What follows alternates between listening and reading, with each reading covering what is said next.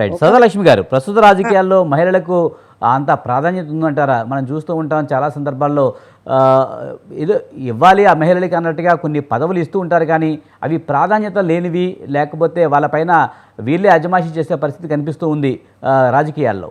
ఇందులో వాస్తవం ఉందంటారా? ఇట్లు ప్రాధాన్యత అంటే ఎట్లా ఇస్తే ఇప్పుడు ప్రాధాన్యత అనేది మొదటి నుంచి కింది వరకు ఉండాలి కదనండి. హ్మ్. ఏదో అట్లా నామకే వాస్తా ఇట్లా పేరుకు ఈమె ప్రెసిడెంటు. ఇప్పుడు మన ముర్ముర్ గారు ఉన్నారు.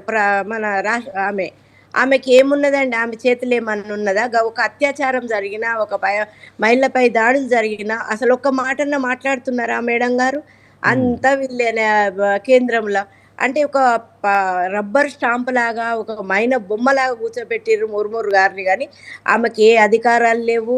ఏది మాట్లాడడానికి కూడా లేదు. ఎందుకంటే వీళ్ళు బటన్ నొక్కితే మాట్లాడతారు మేడం గారు, లేకుంటే లేదు. అంటే ఇంకా ఇంత స్వాతంత్రం వచ్చిందంటాండ్రు మహిళలకి. ఎక్కడొచ్చిందండి? ఇంకెక్కడేసింది అక్కడే ఉన్నది. అసలు ఎన్ని రకాలుగా హింసకు గురైతుంటే గూడా ఒక ప్రభుత్వమైన బలమైన చట్టాన్ని తెచ్చిందా? తేలేదు. అందుకని సదాలక్ష్మి ఇప్పుడు గారు, మీరు ఇంకా మహిళలు మాట్లాడేటప్పుడు కొంచెం బ్యాక్ ఉండి మాట్లాడరా? మీ ఫేస్ సరిగ్గా కనిపించట్లేదు. రైట్.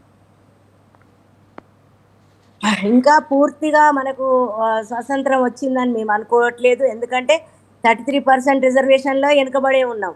తర్వాత ఇప్పుడు దీంట్లో అన్నిట్లో వెనుకబడి ఉన్నాం గనుక ఇప్పుడు మాకు రాలేదు. ఇప్పుడిప్పుడు కొంచెము విద్య ద్వారా హ్మ్. స్త్రీలకు విముక్తి జరుగుతది గానీ వీళ్ళు చేసేటియన్నీ వేస్టు.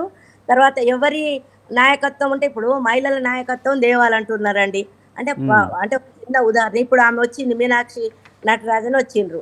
వచ్చినంక ఆమె కొంచెం స్ట్రిక్ట్‌గున్నది. ఎందుకంటే ఆమె బ్యాక్‌గ్రౌండ్ అంతా మొదటి నుండి స్ట్రిక్ట్‌గున్నది గనక. ఇప్పుడు మన వాళ్ళు అట్లా లేరు గదా! రాజకీయ నాయకులు. ఎంతసేపు అవినీతి, అన్యాయము, ఇట్లా మహిళలపై జరుగుతున్న అత్యాచారాలు, వరకట్న చావులు, గృహహింసలు ఇవన్నిటికి ఎవరన్నా రెస్పాండ్ అయిండా? ఏ ముఖ్యమంత్రి అన్నా అయిండా? హ్మ్. అంతా వేస్ట్. అందుకని ఇంకా స్వాతంత్రం రాలేదు. మహిళలకు చైతన్యంతో రాలేదు.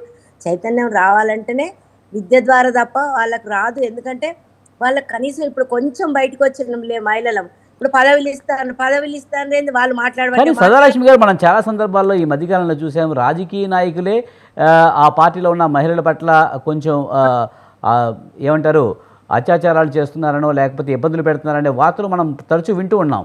ఇది ఎలా చూడాలి? అదేనండి. ఇప్పుడు వాస్తవమే కదా! జరుగుతుంది గదా! హ్మ్. బయట ఉత్తరప్రదేశ్ అక్కడ జరుగుతున్నాయి గదా! హ్మ్. అంటే వాళ్ళకి అవగాహన లేదు. ఒక్కసారి గనుక ఒక ఒక రాజకీయ నాయకుడు అవినీతి చేసినా, లేకుంటే అత్యాచారం చేసినా వాళ్ళను అరెస్ట్ చేసి అసలు ఎలక్షన్‌లో ఉండకుండా చేయాలి గదరండి. మొన్న మొన్నేమన్నారు సుప్రీం కోర్టుగిను ఇప్పుడు ఏ అత్యాచారాలు చేసినా గాని, అవినీతి చేసిన వాళ్ళను ఎలక్షన్‌లకు అర్హులు గాదు అని ప్రకటించరు. కానీ అట్లయితే ఎంత మొత్తం పోతారు. అసలు ఎవ్వరొక్కరు కూడా మిగలరు. అట్లా హ్మ్. చేసినప్పుడే మనకు రాజకీయంగా మనము లబ్ధి పొందుతాం. రాజకీయంగా మహిళలు గాని, తర్వాత ప్రభుత్వాలు గాని మంచిగుంటాయని నా ఆలోచన. సదాలక్ష్మి గారు, అలాగే చూస్తే ఈరోజు ఏపీ సీఎం చంద్రబాబు నాయుడు మాట్లాడుతూ కూడా మహిళలు ప్రతిఘటించాలి, ప్రతిఘటిస్తేనే మగాళ్ళు కొంచెం తగ్గుతారు అనే విధంగా మాట్లాడడం జరిగింది. లేకపోతే అలా అరాచకాలకు అడ్డుకట్ట వేయలేమని చెప్పి ఏపీ సీఎం చంద్రబాబు నాయుడు అంటున్నారు. కానీ చాలామంది మహిళలు ఏదన్నా గట్టిగా మాట్లాడాలంటే భయపడుతూ ఉంటారు, లేకపోతే సమాజంలో బయటికి వెళ్ళాలంటే భయపడుతున్న పరిస్థితులు వచ్చేసాయి ఈ రోజుల్లో. మరి ఎలా చూడాలి? మహిళలు కూడా గట్టిగా ఉండాల్సిన అవసరం ఉందంటారా? అహా! ఇప్పుడు మహిళలము భయపడడం అనేది భయం లేకుండా ఉండాలండి. చట్టాలుండాలె, పోలీస్ స్టేషన్‌లుండాలె. ఇప్పుడు అన్నీ పెట్టేసిండ్రు గదా! మన ఏ రాష్ట్రంలో ఆ రాష్ట్రం మహిళల్ని రక్షించడానికి మహిళా పోలీసులను తర్వాత పెట్టిండ్రు గదా! హ్మ్. అవి పెట్టినప్పుడు పర్వాలేదు పకడ్బందీగానే ఉన్నాయి. కానీ మనం మనం ఏం జేయాలంటే అసలు ఇది ఎంతవరకు అమలైతందని చూసుకోవాలి. హ్మ్. చూసినప్పుడు వాటి పరిణామం ఏంది? తర్వాత వాళ్ళని ఫాలో గావాలి గదా! ఇప్పుడు ఒక మహిళ పోలీస్ స్టేషన్‌కి పోతదండి. పోయినంక అక్కడున్న అధికారులు అసలు మంచిగా రిసీవ్ జేసుకోవాలి గదా! హ్మ్. అవగాహన సదస్సులు పెట్టాలి. అవగాహన అంటే మహిళలకి ఇప్పుడు నేనున్నాననుకోండి ఫర్ ఎగ్జాంపుల్ మా పోలీస్ స్టేషన్‌కి పోయినప్పుడు కనీస గౌరవం ఇయ్యాలి గదా! పై నుంచి కింది వరకు ఎవ్వరు ఎవరో అన్నట్టు చూస్తారు. అట్లా కాకుండా మహిళలను పిలిచి మీకేమైందమ్మా అంటే వాళ్ళు ఉన్న సమస్య అంతా చెప్తారు. వాళ్ళు ధైర్యంగా ముందుకొస్తారు.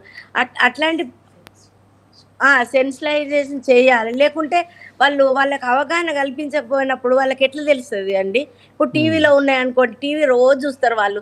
ఆ టీవీలో ఏదన్నా బ్యాడ్ న్యూస్ ఊకే చూసేసరికి మహిళలకు నిరంతరం టీవీలు చూస్తారు గనుక, ఆ బ్యాడ్ ఆలోచనలే వస్తాయి. అంటే హ్మ్. దానికి అవగాహన లేకపోవడం వాళ్ళ తప్పు కాదు. ఇప్పుడు ఫిలిమ్స్ తీస్తున్నారు. అదే మన కుటుంబ నేపథ్యంలో కూర్చుని చూసే సినిమాలేనా అవి? అంత ఉమ్, వల్గర్ అంత చూడలేని పరిస్థితులల్లా తర్వాత కత్తితోని పొడుచుకోవడాలు అవన్నీ చూస్తే పిల్లలు యూత్ ఎట్లయితారు? మహిళలు ఎట్లయితారు? కనీస ఆలోచన అన్న ఉండాలి గదండీ! కొంచెం మంచియి తీసుకొస్తే అవగాహన ఉండి ఒకళ్ళకి ఇప్పుడు ప్రేమ ఉండాలంటే ఎట్లుంటది ఒకళ్ళ మీద ఒకళ్ళకు మంచిగా మన కుటుంబ సమేతంగా అందరం సినిమాలు చూస్తే మంచిగుంటది. అట్లా కుటుంబం లేకుండా ఏదో అదేంది 'పుష్ప' అని, కొట్టుకునుడని, తట్టుకునుడని, తన్నుకునుడు ఇవన్నీ బాగలేదు గదండీ! ఉమ్. ఇట్లా రైట్. గూడా కొత్త చెడిపోతుందది. ఉమ్.